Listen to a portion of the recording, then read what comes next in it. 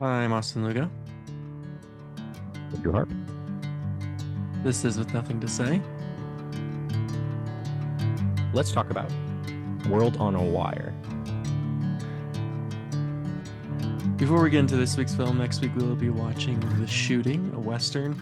Andrew, you came in knowing you wanted to watch this movie, which is atypical. Typically, when we pick a movie, it can take anywhere from 10 to 35 minutes for us to find the perfect movie. Was there any... Maybe. I mean, we've taken our time to find our movie. And but you came in knowing exactly what you wanted to watch. Was there any particular reason, any particular poll for this movie, why you wanted to watch this movie now? The theater around here is playing a bunch of Monty Hellman movies, and Uh, this is a Monty Hellman movie, so I wanted to see it. I've never seen him before. so have you seen And any of his films in yeah, theaters yet? You have? What'd you see? no, I haven't. They're You coming haven't. up. Okay. Oh, they're coming They're up. coming up. Gotcha. So yeah. So I just wanted to watch. This one will not be playing at the theater, so Okay.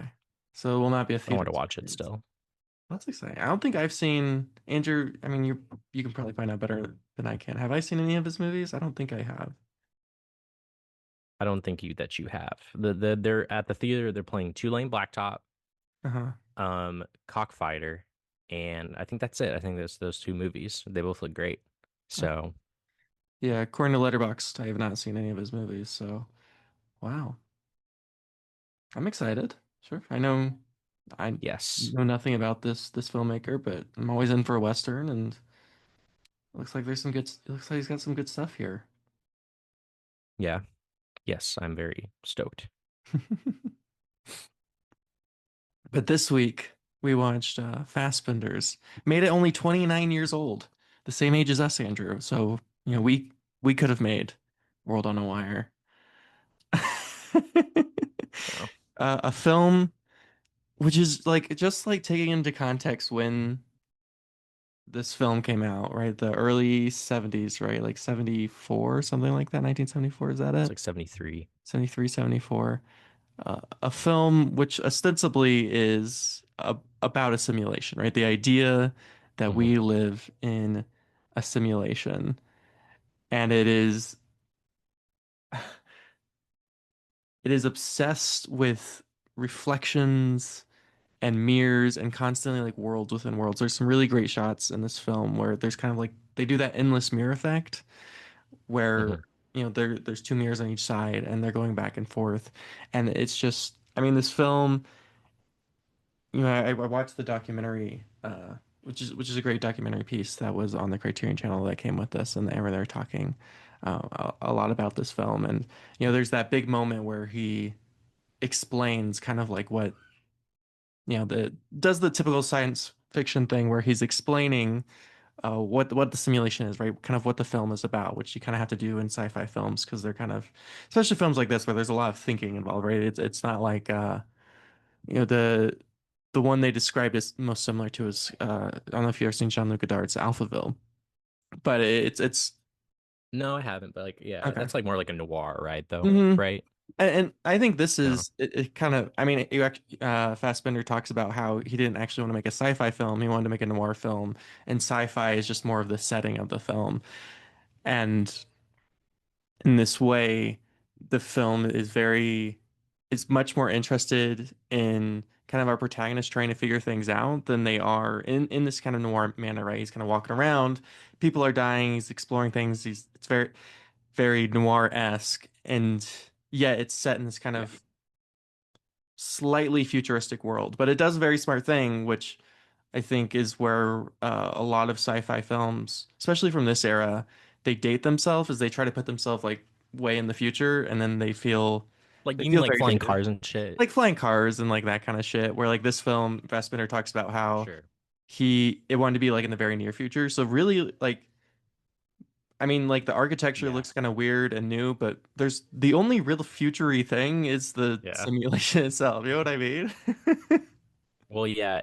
I don't know. I thought that like the interior designs and stuff are very 70s in my opinion. It's Yeah. supposed to be futuristic, but it's like It's it's future like a 70s, right? futuristic, it's like a chic 70s like set designs and stuff like that. So I don't know. To me, it almost I know it's supposed to be like in the near future, but to Mhm. me it felt like, the 70s or whatever. But I like it because it's I like that a lot more than yeah, like a person trying to I mean, I prefer how it looks than like, a movie looks today, right? Yeah. Yeah. How a set might be designed today. So I'm not complaining at all. I'm just saying what that is. But yeah, I yeah, and and it's like a science fiction movie, quote unquote. It's also kind of like a political thriller. It's kind of Hmm. like, Yeah. it has like that thriller aspect, even though the action is very like limited. It's Hmm. mostly people going to rooms and sitting around and talking for the most part. Which There's sounds very boring. little like it sounds boring, but it's actually really great. It It kind of is. reminds me of we watched Abel Ferrara not too long ago. He has a Yeah. very good he has a very good movie that's kind of similar to this called New Rose Hotel Uh-huh. that it was written or at least co-written by the great cyberpunk author William Gibson. And Hmm. that movie is also kind of like a science fiction political kind of action thriller, but the action is that everybody just kind of like sits around and sort of like ponders and talks and it does like the thing too where it does kind of like that off-kilter thing of like things don't seem things don't appear as they seem, I guess you could say. Like Hmm.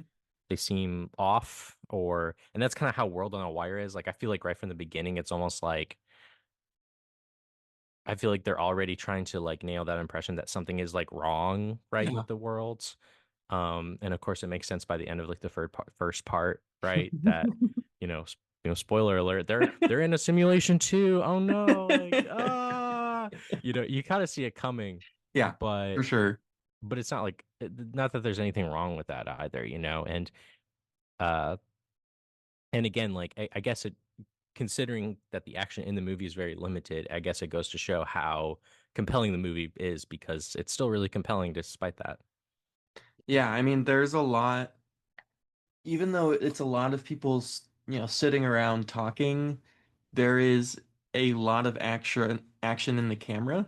And just, I mean, there's almost constant movement with zooms and dollies, right? Just cameras just constantly moving, and you're always trying Yeah, they're to, like, right? And you're yeah. always trying to get kind of just try to like figure out where everything is and where everyone is. And there's that really great moment early on in the film where it's like the first reveal. Well, they kind of bury the first reveal, right? The reveal that because right the one of the characters he like realizes that he's in a simulation and And he disappears. he just fucking disappears, right? Yeah.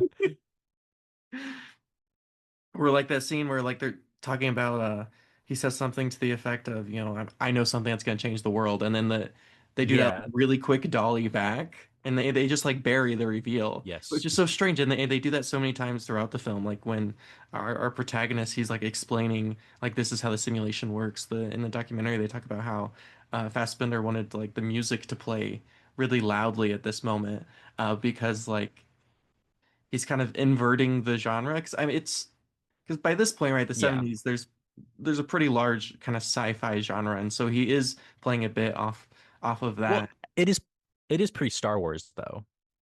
It is Like, yeah. so I mean, like, it's pre-Star Wars, so I feel like at this point, like, there's not like a lot of rules or anything. Once Star Wars comes out, it's just like, yeah, everything has to be Star Wars. But before this, I Hmm. feel like they're operating on this movie operates on the Philip K. Dick, type of like science fiction, right? Where it's very paranoid. Everybody Hmm. like he like the Philip K. Dick view of the future is that like technology has surpassed like our understanding, like it's unbelievable like how science and technology has progressed, but everybody is doing much worse. Like everyone is crazier than ever. Everyone is like being like watched all the time, like surveyed all the time, like it's made the world it's arguably made the world more worse and more paranoid and more sad Yeah.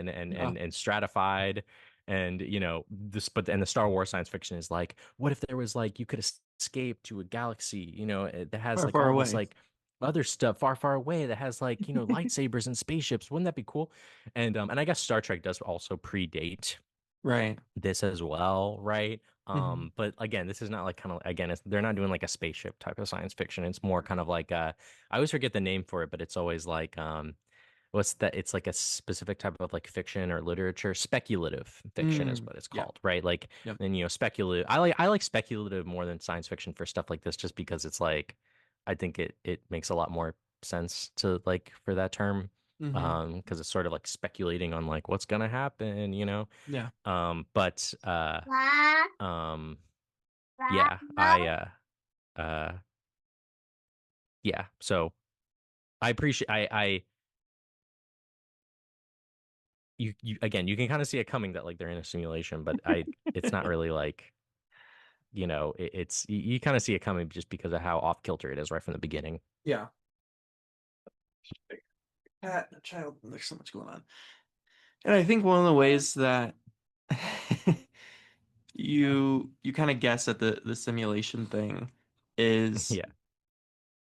pretty much every single actor except for our protagonist, right? Except for the guy trying to figure out what's going on, is they have this really flat affectation, right? As They if they do. are NPCs in a film or Yeah. in a video game, right? Like their performances are like really weird and strange. And I watch other Fassbender films, and I guess that's something that's very typical. And at least I watched earlier stuff, so stuff that came out before this, kind of up to this, and I guess that's very common. And at least what he was interested in the time is kind of these very sort of almost monotone deliveries, particularly when like very emotional moments or like things that are kind of very important to the plot. He's very interested in this idea of kind of inverting that, right? Like those moments that are supposed to be like Yeah. super emotional and big, and then just like kind of delivering them really flat, which is really weird and interesting. And of course, it works perfectly in this film, which I don't think it necessarily, some of his early work, it doesn't work as well, but it works perfectly in this film because it is a film in which he is in a simulation. And so you can kind of you're like, oh yeah, like of course they would act like that, right? You can kind of Yeah. talk your way out of it. And I think one of my, because it's broken up into two parts, right? Which is like, because originally it was a TV movie. I think it is yeah, it's like a serial or something like that. Yeah. Hmm. That's the thing. Like Fassbender made like TV shows and miniseries and movies and stuff like that. Fassbender's crazy because he's like um uh between I think like what like the late 60s, so like early 70s up until when he died in like 82. He made I learned about this recently. Hmm. He made like 40 something like movies or That's projects or wild. something like that. So within like 10 or so years. Yeah, because And his I first mean film didn't like, come out till 69. So like he was only making movies for yes. what, like a little over a decade? Yes, yes. And yeah, he did it for over like 10 years. He made like 40 something projects, and like he was also directing like theater and stuff like that. Like he was just like the most prolific guy like ever. You know what I mean? Like that's crazy. How did Um do you know how did he die? I mean, he died pretty young, so how do you know what happened? Like was it well, so the thing about like how he died, yeah. so Fassbender, so the thing about Fassbender is that the reason why he was one of the reasons probably why he was able to make so many movies within that span of time is that he loved cocaine. And I watched a couple Fassbender films too this past weekend in the Yeah. theater, and one of them was his final film, Corel, Hmm. which is a movie that is adapted from a John Jeunet novel. Okay. Um, and it's a very gay movie about sailors.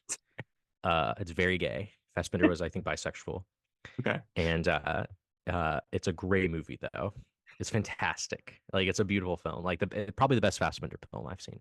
Oh, It's okay. better than this. Like I like World on Wow. a Wire, but I think Corel's better. And it's Yeah, like crazy. Like it's a crazy. That movie's like Alien. It's like being from another planet. It's crazy. I love it. He finished filming that movie, and I think like a few months after filming it, while he was editing it, he was working on another script for another movie, and then he died from an overdose. Holy shit. So that was it. He died at 37. So That's crazy. I mean, yeah, this man just made so many, just so prolific. I mean, the fact that this is, crazily. he made World on Wire in like less than a year, and it's like a 3 hour long. And I guess originally when they were talking about Yeah. this film, it was just supposed to be like a 90-minute film. And so from what I understand is like TV films, like the way we think of like TV movies now is very different than what it was then. I guess back in the It's like 70s, Germany too. Like, yeah, like Germany is also kind of like, yeah, I don't know. and then it was like Germany too, so that was also kind of weird. But I guess like back in the day, a TV movie, a lot of directors prefer TV movies because you had an ingrained audience because there's only like right three Yeah. channels, and so like you were assured that millions of people would watch your film. And so like it was kind of this way to have, and this is how he got to start. A lot of his early films were TV movies. And so he very much enjoyed it because he's like, yeah, like I don't care if it kind of gave him that freedom to do whatever he wants. Because this is like it's a very strange film, right? There's a lot of Yeah. thinking involved. There's a lot of like sitting around and talking.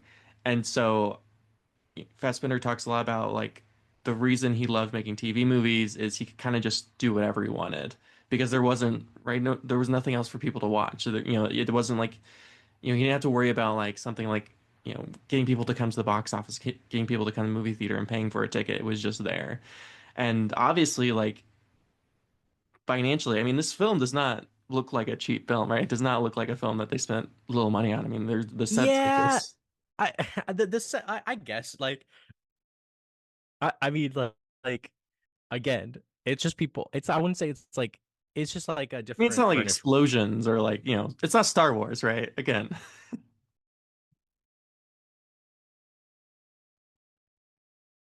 Okay. Yeah, no, it's like no, there's not like a lot of yeah, exactly. There's not a lot of special effects going on. It's just kind of Yeah. like the furniture in the different rooms or stuff like that. And but it's like it's not bad looking. It's very No. good looking. Yeah. Like Fassbender is able to make good use of the spaces and the things that he has. And on top of that, he has good actors. That's the other thing about Fassbender that I think what makes him so prolific is because I think he had like a group of like performers and Hmm. crew members who he worked with like consistently like over and over again Yeah. who were also not all the time but I think usually his lovers as well Of so course. his friends and lovers so Yeah, I yeah I mean, think that was also kind of a part of it. yeah, I mean, you watch any of Fassbender films and you recognize just so many of the same characters, just Yeah, there's coming a back lot of again and yeah. again and again, which is, I mean, if you like the actors, if you like the filmmakers, it can be very enjoyable because there's almost like, especially in this film, because this film just has a lot of actors in it. Like, there's just a lot of people involved in it, which again, I think helps with the fact that it's just people sitting around because there's so many like things going on simultaneously and people you're trying to figure out who's who and what's going on. And right, because it's really just him like running into people, meeting people, and it's Yeah, and being like I found out this information. yeah, like there's that great moment where he goes, which is like, I wouldn't say that the simulation doesn't make, I guess this is kind of like, it's kind of cheating, right? Is because he's in a simulation, not everything really has to make perfect sense. So like there's that moment where he goes to Yeah. the newspaper, right? Because there's like an Yes. article in the newspaper, right, that talks about because like the police came and he's like this person disappeared and blah blah blah. Hmm. And then like he goes to the newspaper guy and he's like, "No, like clearly this article is written." But then like the other guy who's also in the simulation who wrote the original article is like, "No, that's not the article that I Hmm. wrote." But it's like if you're, well, I guess I don't know. I guess they Like have, the article has been changed is the right. idea, right? Like in the archives it has been. Hmm. But it's like, I think it's just yeah. yeah. You think that like if like you think that like why would couldn't they just change his mind Yes. or whatever is what you're saying? Yeah. I think the idea is that like because like the simulation is a human creation and it is just kind of like made by humans and managed by humans, like it was just like an oversight, right? Like they didn't even like think about that like detail. Right. So they overlooked it is like the idea. And he was able to snuff and our main character was able to snuff it out to Yeah. show that like it's a glitch in the matrix, right? Like yeah, you know what I mean? Like it could like that's how I see it. Like Hmm. Matrix is obviously like a movie that I thought about a lot. Obviously, yeah. Uh, and yeah, like even in the Matrix, like there are things that don't like make sense, right? Like that just sort of happened. So Hmm. I guess that's the best possible explanation I have for that is that it was a glitch in the Matrix. Yeah. And I guess the other thing is like, which I think this is, which I'm not a huge fan of the Matrix. We talked about the Matrix I a love it. little bit in the past, and I know you're a huge fan Hmm. of the Matrix quadrilogy now. And Yes, beautiful I movies. I have there are things about that I like and things about that I don't like. But one of the things that I think is very interesting about this film that is different from the Matrix is like the simulation itself, both the simulation in this world and then the simulation below and above. And of course, right, it's the idea, it's turtles all the way down, right? Which he says basically something Yeah, yeah, similar to yeah. that effect. Could they be in a simulation? Yeah, yeah, Because like if you imagine that you live in a world where you can create a lifelike simulation, then more likely than not, right, you are not in the original world and that you are in a simulation. And it goes, right, and it goes both ways, right? It goes all the way down hmm and all the way up. And but what I think is fascinating is like which is like the political thriller part of this is they basically yeah, just want to use for like out of all the things they yeah, use I feel like and this I feel like is like what honestly most yeah. people would use a simulation for. They basically just want to use it to like To make more money. to make money.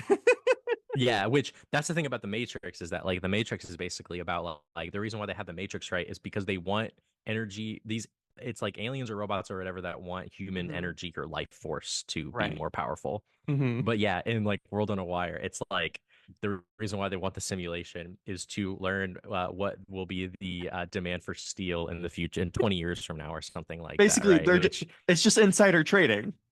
it's just insider. Yeah, yeah, yeah. And like and that's like kind of like yeah, and that's a big I like that part of the movie a lot just because Yeah. it's like it's the most realistic and I think that's pretty much what people are doing now, right? Like Yeah. people are using like not necessarily outright simulations of worlds, but at least like, artificial intelligence technologies in order to it just to make money, right? Like Yeah.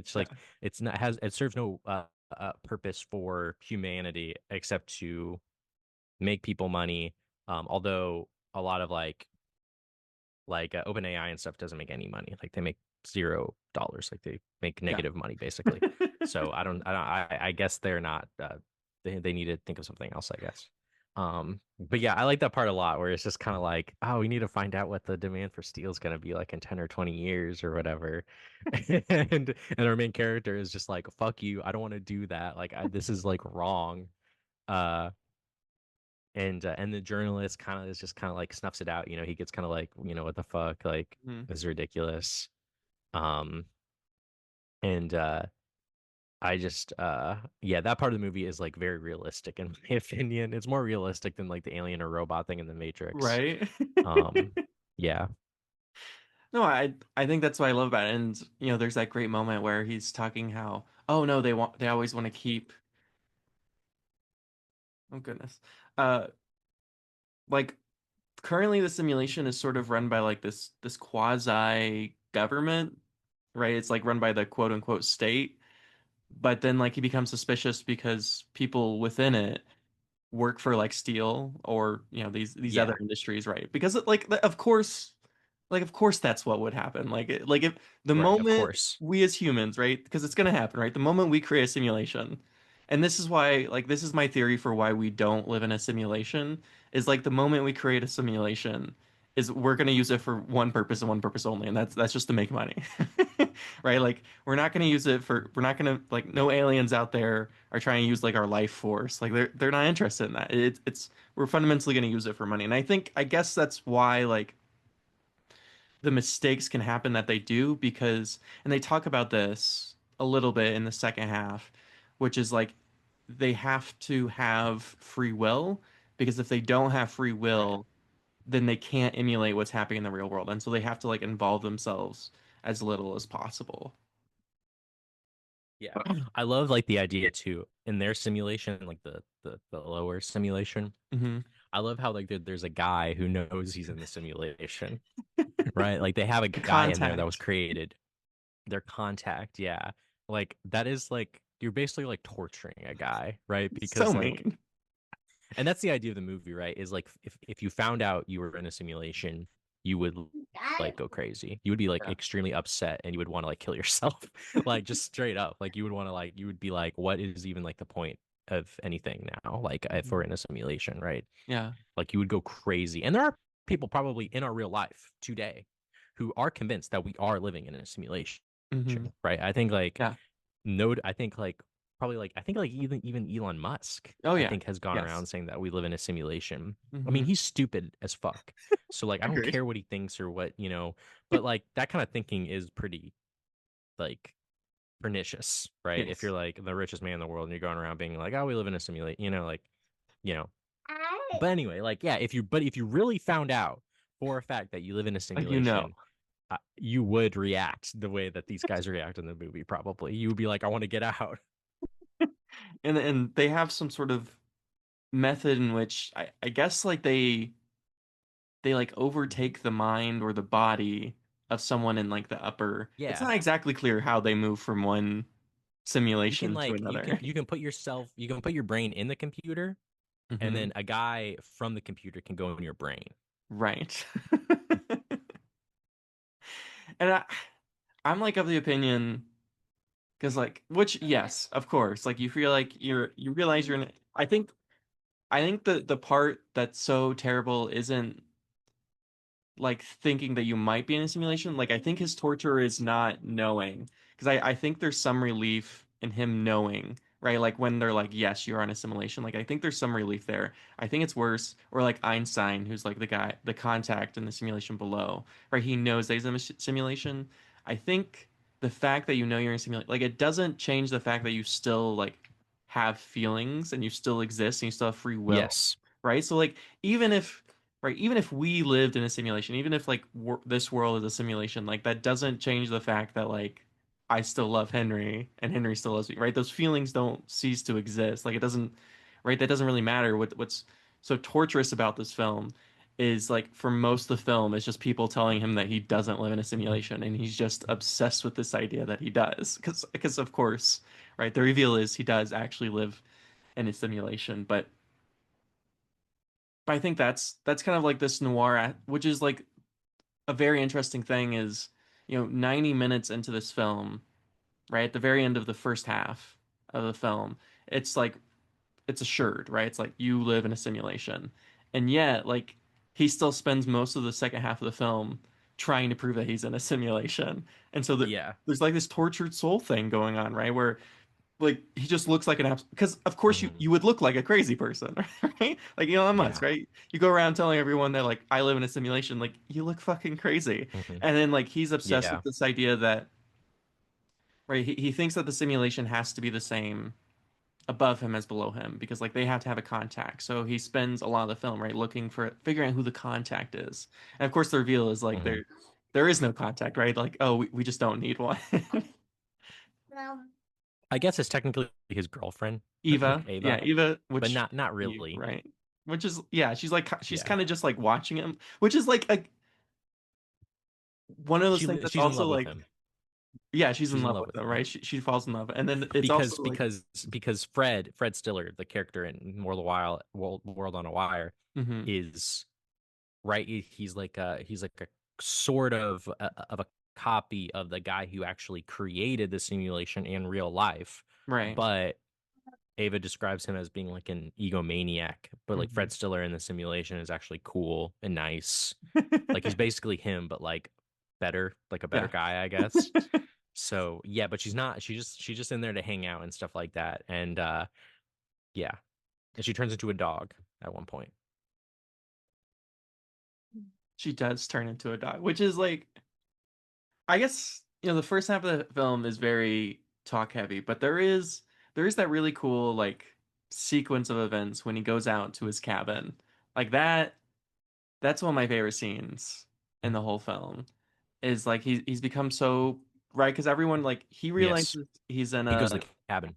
he realizes he's in a simulation and everyone else does and they're trying to kill him, which feels like which okay, this is the problem I had with the Matrix too. It's like once like like once the people above you know you're in a simulation, can't they just take you out? Like why don't they just like or like are so like this is the thing that like I'm thinking about is like he knows he's in a simulation. They know he's in a simulation, and then like the people within the Hmm. simulation try to kill him.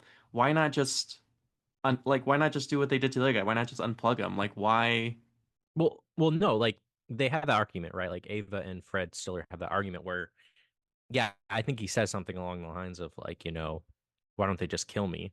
And Right. she says like Fred Stiller's real life component is so crazy and evil. He's just toying with them. Like he likes Right. messing with them, right? He Okay. likes turning things off and on, and like right when they're driving, the road disappears Yeah. right for a second. Although I think they say that that's like a glitch, but other than that, like a glitch in the Matrix. But other than that, like he's right, he's like doing stuff to fuck with them, right? Which I mean, like again, this is why I love this film so much is like of course if you Yeah. create a like a lifelike simulation, like you're gonna become obsessed with it, right? You're going to feel, and you see that in Fred Stiller himself. Like he has this sort of like when he goes down to the simulation before, like you have this sort of godlike effect because like you can kind of decide, who lives and who dies, right? I think they do that in the world under them too, right? I mean, Fred Stiller doesn't torture someone, but I think they remove someone, uh, at some point because like they realize, so he realized the guy that disappears was also in the simulation below them. So like Yeah, I think so.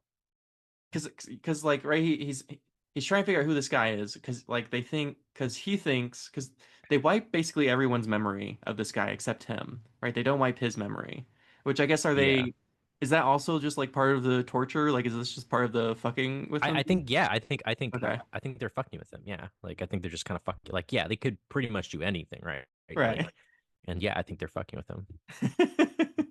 And I guess it makes sense. Because it's Yeah. like yeah, Ava talks about how like Fred Stiller is kind of like he's the counterpart of the creator of the Right. simulation, and so I think he likes to fuck with them.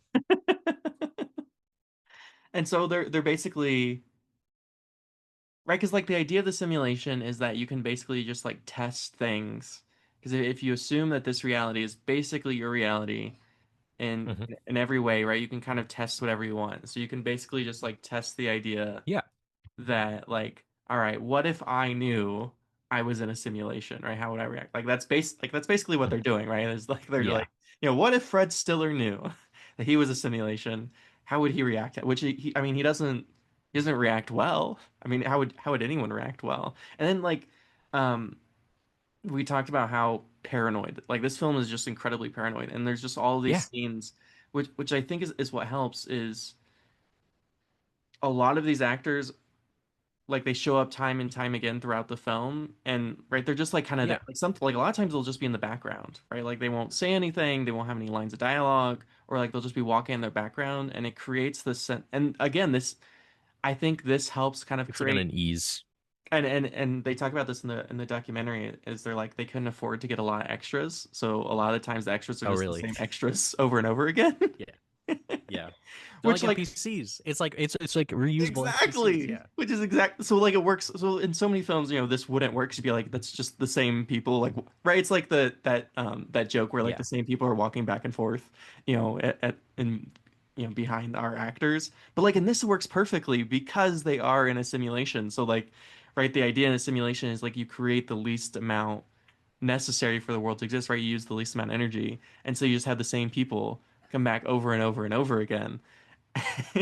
And so these extras, right? And so it creates this idea like it's not very conscious, right? Like if you're just watching the movie, it's not easy to notice, but like in your subconscious, you're like just something just feels a bit off, and you start to notice like, oh, I've Yeah. seen this guy before, I've seen this person before, and I They think use a lot of like there's a lot of windows and mirrors too in the movie, which also kind of heightens the yes, paranoia aspect of it as well. yeah, they're constantly looking through windows, they're constantly uh, using mirrors, which I mean, some of the use of mirrors here is just absolutely incredible because like you'll be watching a scene and like halfway through you'll realize that you've been looking in a mirror the whole time, Yeah. right? Because like they'll pull back or like they'll move to the side because like at the beginning like Yeah. There's a lot of that. they'll just look like a normal shot and then like they'll turn and they're like, oh no, you've actually been looking in a mirror, and then like this, or they'll do this thing where because there's fucking mirrors everywhere, right?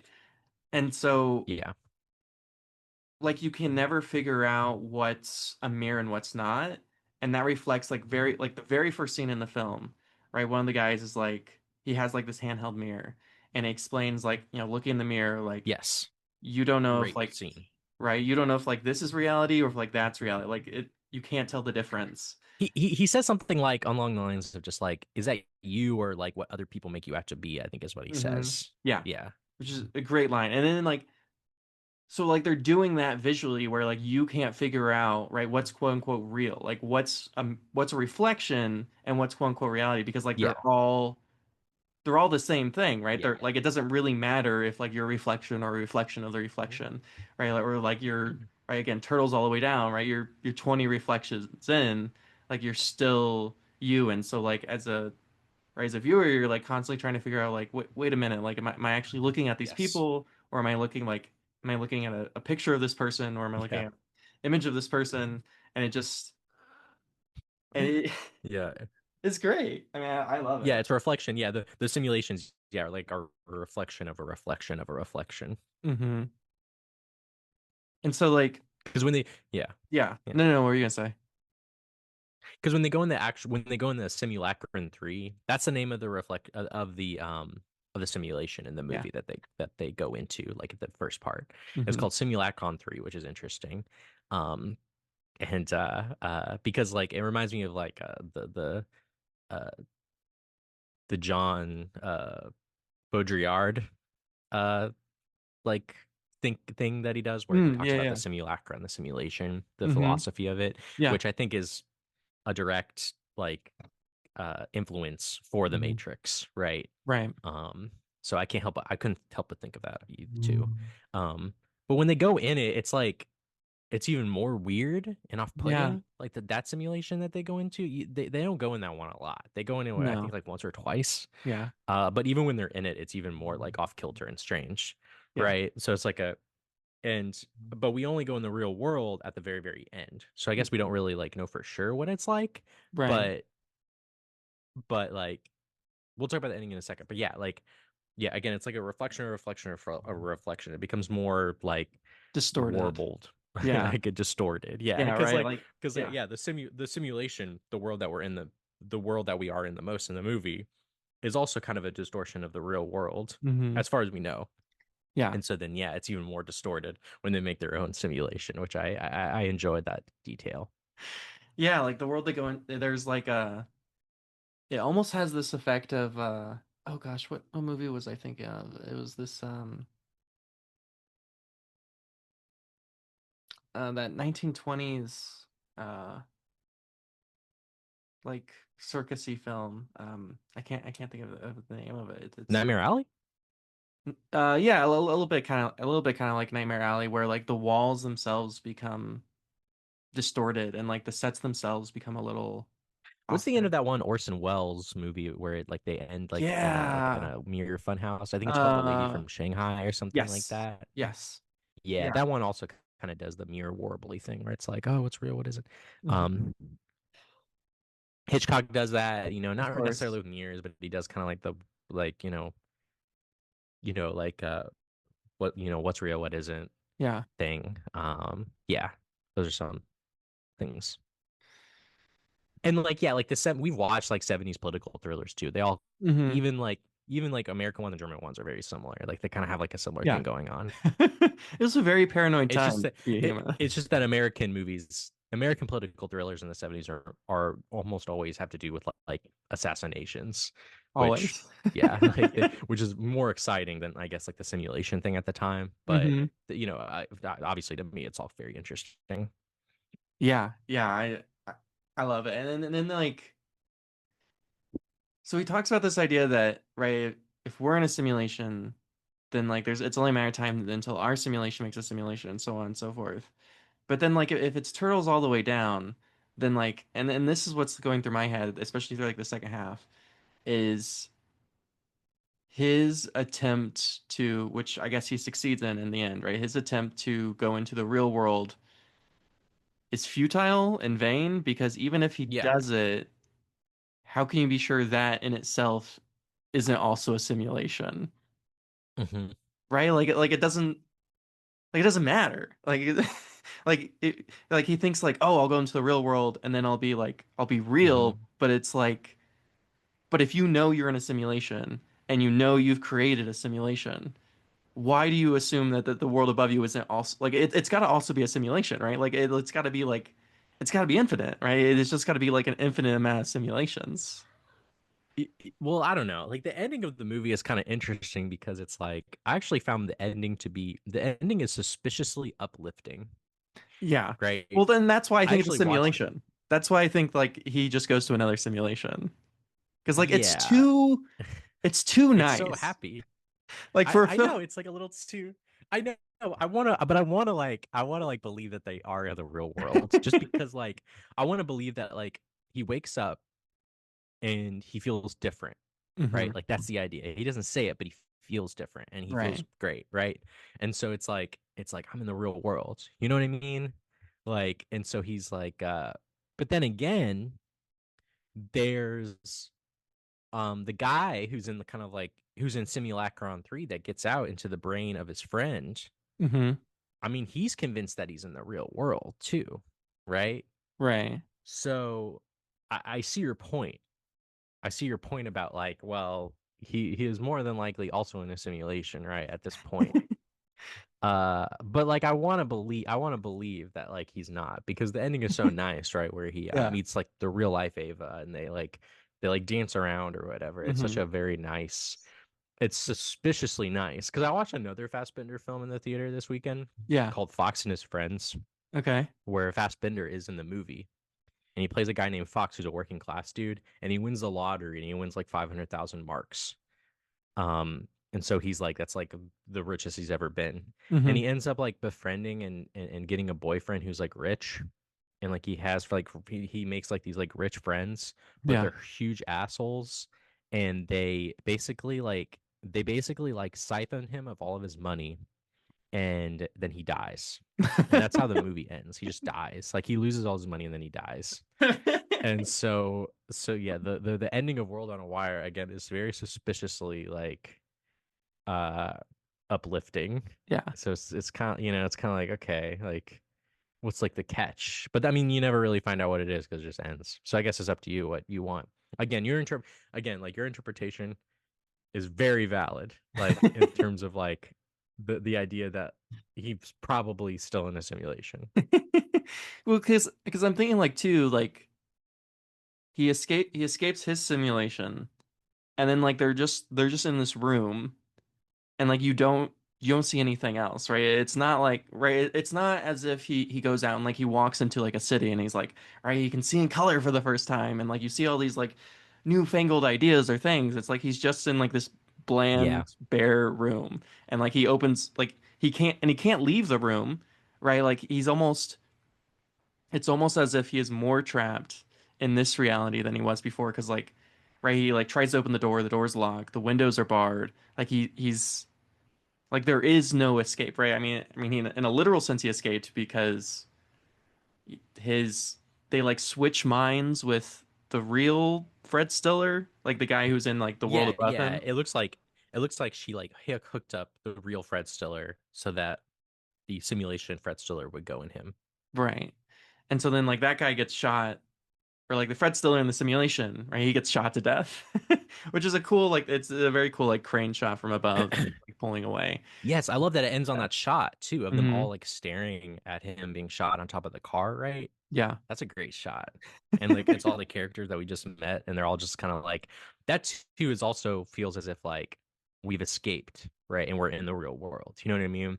There's just something about the ending that just makes me feel like, maybe they really did escape, you know? So, but again, you we won't, again, it We doesn't don't know. really matter either way. It's just up to interpretation, yeah. Yeah. Yeah. The film works because it doesn't attempt, right? It doesn't attempt to have this like ending where it's Yeah. like, this is what happened, right? It doesn't go any further than what it's already done. Yeah. Which I think is very it's very reflective of the film as a whole because there's a lot, despite the fact that like the film is literally just people sitting around talking, I never feel like as a viewer that things are being like just sitting like things are just being explained to me, right? Like They're Yeah. the most famous like terrible example of that is like The Big Short, right? Where it's just a movie where like people just explain shit to you for 2 hours, and this is I never feel Most like movies are like that. right Most like new movies are like that. It's just like people fucking explaining shit to you. because Like, they don't trust you as a viewer. They're like you don't know like what's gonna go on if I don't yeah, explain it to you. you watch a movie and it's just kind of like, wow, like it's really like I mean, they did this that in the shit. last Star Yeah, Wars trilogy too, right? Like they're fucking always explaining shit yeah. to you, and it's like you don't need to. You're just like being condescended to constantly, like you're a Yes. baby. Like again, yeah, World on a Wire is like a much more intelligent movie than a lot of movies that have come out recently. Hmm. You know, I don't even think like World on a Wire is like the best movie in the world or anything like that. No. It's just like it's just operating on a much like higher level than Yeah. most other things, I guess you could say. Like it's just very intelligent. Yeah, and it does require like it requires a lot of thinking, like while you're watching it and then like post watching, which I guess like helps because like again, there's not a lot of action, right? There's not a lot of people running around, but like I think it's a very engaging film and it asks the viewer to be engaged and like it respects the viewer in that way and that it's like you have to be very Yeah. engaged in this film. Like you have to know what's going on. Like, Fassbender does this thing a lot of the time where an entire scene, right, the camera's just in one place, but the actors will move around the scene. Or move around the set, and the camera will kind of just turn with it. But it's not shot like it's Yeah. not shot like Alfred Hitchcock's Rope, right? Where it's never Yeah. egregious in these kind of like oneers. Like it's never like trying to be like, ooh, look at this cool oneer. It's always or like it doesn't look like a play either, where it's just people walking around a set. Like the way these sets are built, he's very interested in depth, right? There's like constantly like someone at kind of the forefront of the frame and then like someone very far back. And there's always kind of and I think that's what makes this film, and I think it's kind of, we talked about Cat People, right? And the idea of using Yeah. depth because they didn't have these large sets. I think there's kind of something similar going on here, where he's using depth to create the sense that this world just feels very Yeah. big, even though almost everything is shot on like almost nothing is shot outside. Almost everything is shot on a set. And the few times they do Right. shoot outside, they're shooting in Paris, not Germany, because I guess they thought like at the time they were basically rebuilding all of Paris for some reason. Like there's just a ton of construction going on, and so they thought it looked futuristic. But by using this depth, right, by constantly having kind of people in like different parts of the frame and just filling the frames with like a lot of like there's just a lot of stuff. You know what I mean on these sets. Like it's just I mean, not we're not just talking like mirrors and windows, but just the lamps and rugs and trees and the frame is just full of so much stuff. And so visually, right, there's just a lot going on. And I think too, right, when we talk about a lot of kind of modern films that we don't like and modern sci-fi films, part of the problem is and this film kind of does the opposite of that is like so many of these modern films are very interested in that very shallow focus, right? Where kind of because it looks cinematic. But then like you watch a film like this where everything is in focus almost the entire film, right? It's almost entirely always in a deep focus, but it's awesome, right? You love it because like Yeah. having a deep focus, I think, takes a lot more effort as a filmmaker because you have to think of Yeah. everything that's in frame. Where like if you have a shallow focus, it's like fucking we'll just see their face. It doesn't matter what's behind them, right? We'll just put a fucking couple of lights and call it a day. But we should film like this where you have this kind of deep focus, or like he does this thing. They interviewed the guy who was the DP of the film, and he does this thing a lot where like it looks very hazy, and I guess the way they create that effect is they just put a pipette under under the camera, and so they basically just have like this gas running, which creates this like really weird hazy effect that you see a lot in the film, where like it looks like it kind of has that look of like humidity, kind of like right when you're in like a really hot place and you kind of look kind of like out in the depth, right? You're looking very far away, you can almost kind of see Yeah. the air moving. It has that effect on it, and so it creates this very eerie feeling in the viewer, and that's a very it's a very creative way. Like I've never heard of a filmmaker who put a pipette under like that sounds very dangerous. Like I don't think people should go Yeah. around putting gas under their cameras for just a lot of different reasons. But it works. I mean, it creates this very cool Yeah. effect, They're on and cocaine. yeah, they're on cocaine, so it's okay. I mean, Martin Scorsese did it. They all did it. It was They all Part of did. the It's the times. 70s. It's the 70s. Yeah. Yeah. It's just part of the era. I love it. And then like the only other futuristic kind of thing, which is still like it's pretty accurate, is they have like which I think is actually looks better than what we have, which they basically have FaceTime, right? They basically have like you talk to a Yeah, they have person, right? FaceTime, yeah. Like it's FaceTime, right? Yeah, But they're just in like these cool sure. little Zoom. like yeah, it's Zoom. It's what we're on now. Just, 60 years ago. But they're on these like cool little tables and stuff. But otherwise, like I don't I'm rewatching a movie as we talk and like I don't see really any other kind of futuristic stuff in it. Like it feels a little distorted, it feels a little weird. Obviously the actors are all like acting like NPC characters and like the Hmm. sets look very strange, but there's not like right, there's no like spaceships or anything and there's no like futury stuff. And even like they still have like all the 70s stuff. Like they're still using like 70s phones and like all that kind of stuff. Like it's not very, for a sci-fi film. And this is something that Alphaville does, Jean-Luc Godard's Alphaville does too, is like it's set so close in the near future that it still very much kind of feels of that era, right? It's still, which is Yeah. good. I think it's good. Like I don't think they should try, like I'm glad they didn't try to make it like I mean, you talk about this idea of being like speculative versus sci-fi. So like it feels more realistic because like especially because like this era, right? This kind of 70s that has like such a specific look to it, right? Like Yes. visually. And so like Yeah. it looks cool and it looks weird and it looks outside of time, but also that's kind of just how the 70s look, right? Yeah, they do. Yeah. Yeah. Yeah. So I love it. I had a really good time. Should we wrap up this conversation? Yeah, let's wrap it up. Yeah, Yeah, yeah. okay. Yeah, it's an hour. Yeah, I mean, I think I've expressed my intense joy for this movie, and I've watched a couple of other Fassbender films. I watched his very first film, Love is Colder Than Death.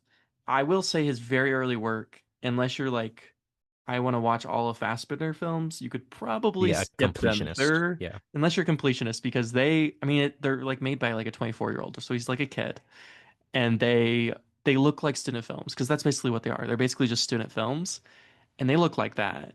And so they can be very tough and rough to get through. So if you're not a completionist, I would not suggest watching those films because they're tough. But this film is amazing, and I love it, and it is so honest in its ability and willingness to trust the viewer and be like, we're not going to explain everything that's going on. You just kind of have to figure it out on your own. And maybe it's kind of it's a little thinky, right? It does require you to be engaged. It's definitely not one of those films that you can kind of have on in the background and just ignore. You definitely, I think, have to Yeah. be focused on it because there's just a lot going on. It's a very heady film, but it trusts you, right? It trusts that like you can figure it out, that you will figure it out. And then Hmm. at the same time, it's just like so paranoid, and you always feel like you're being watched, and but you're so excited by it, and then like you have that weird ending where it's like it feels like a win, but it's also not. But even like my thing is like, of course, I'm of the opinion that they're still in a simulation, but to me, it's still a win. Like he still wins, even if it's like it's not to the degree Yeah. because like he doesn't die, right? Like he survives. Yeah. So like that's still a win. So like that ending makes like it's not one of those movies which is like just so depressing that you're like fuck. Like I don't know if I can watch that again. Like I could definitely Yeah, it's funny. right rewatch this movie even though it's like paranoid and weird. I could definitely and I think these frames are filled with so much stuff that like on a rewatch there's just a lot of things that you're going to see that you wouldn't see the first time just because there's just so much going on and you're just trying to grasp everything all these different characters. I think rewatch is very helpful for this film, so I think I'm going to give it a very strong 8 out of 10. Yeah, I'm also gonna give it an 8 out of 10. Um, yeah, it's a great movie. It's technically like a mini series or whatever, a serial, but I again, like it's able to do a lot with very little, which is kind of like one of those movies that again just has a compelling story, compelling writing, and I think that from the filmmaking perspective, it just does it really well. It's kind of like a 70s science fiction political thriller with kind of like a German expressionist like style. Mm-hmm. So I mean, if that sounds good to you, then you should watch the movie because I think it comes across. I think that combination, I think is like a home run for sure. So yeah, Well, all right, y'all. Thank you for listening. You can find this podcast wherever you hear podcasts. You can find us on Instagram, TikTok, and YouTube. I have nothing to say, and we'll see you soon. thank you. Bring me into golden sunlight. If I'm going with you, I know we'll get to the other side. Sinking in, I know this feels right. Catching a breeze, love moving through me like a wildfire, like a wildfire.